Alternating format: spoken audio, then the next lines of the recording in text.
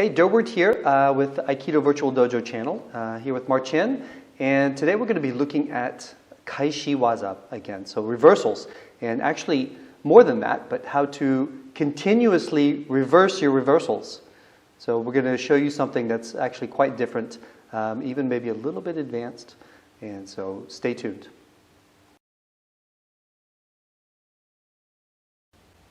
Okay, so let's take a look at Kaeshi waza. Kaeshi essentially means reversal, Kaeshi, Gaishi. And the Kaeshi waza are actually techniques where we reverse techniques that are being done onto us. And so these were usually kept for more experienced or higher rank students. But we're going to show you a little bit about it today, and also maybe just kind of a way to make it into a sort of a flow practice, and talk a little bit about the principle of Kaeshi waza. So when we start, we want to start again with just some sort of basic technique. So there are actually some basic techniques where we do some traditional Kaeshi wazas.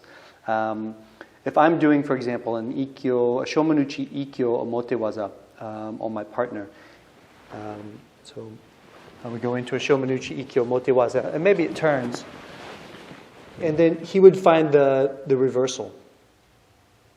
Okay, so there's actually a couple of techniques that we practice where we allow, for example, in this particular case, we allow the back to be turned, and then he draws it through. Okay? And we might explain a little bit more some of these actual techniques to you in other videos, but we're going to continue today explaining a little bit more about the Kaeshi waza flow.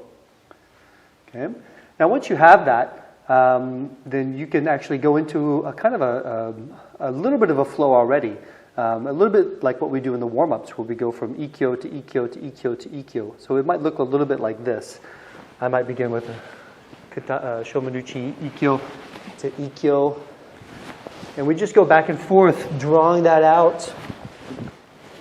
And then, of course, if we do one side, we want to do the other side, because that helps open up the body, open up the shoulders, get a flow into the system.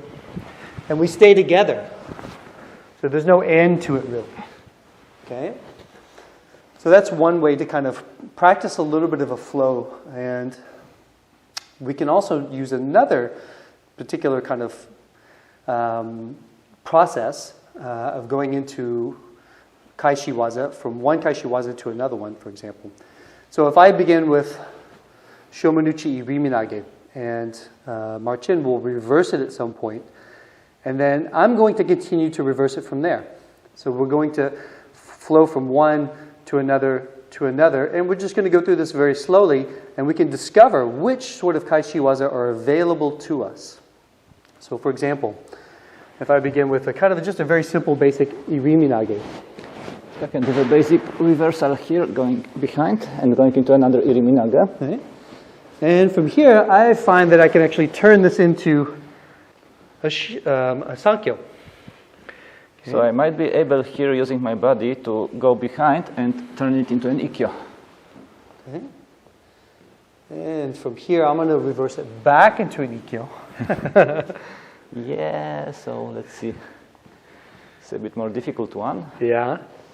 But let's say I will get into a sankyo again from here. So through the ikkyo into a sankyo. Okay. And then from here, maybe I would try and find a way to reverse it into a shihonage. So from a shihonage, that's a difficult one. Already in this position, shihonage comes normally earlier, but I could try to go into an iriminage again. Okay, so this is the idea a little bit, that you're finding points in which you can reverse the technique, go a bit ahead, go a bit behind the technique. So in the iriminage we go behind, I think. Mm-hmm. In the ikkyo we go behind. In the iriminage we go a bit ahead. Or in the kotegaeshi, especially if you look at the kotegaeshi, we go ahead. So the moment I do the kotegaeshi here, before I can reverse, when I'm coming in, Durward grabs my other wrist and I can go with the other wrist again. So we are advancing before the technique, actually, because before the technique continues. Or there are some reversals where we let us be taken by the technique and reversed at a later point. Different points of opportunity. You might have it at an early point, a middle point, and even like really right at the very end when you're about to be pinned on the ground, the immobilization. And so you can really explore like all the different points where you could reverse the technique. So the idea is about identifying these points and being able to use them to our advantage. And of course, this requires a lot of practice, so we do it at a more advanced level. See you next time. Thank you for watching. Thanks.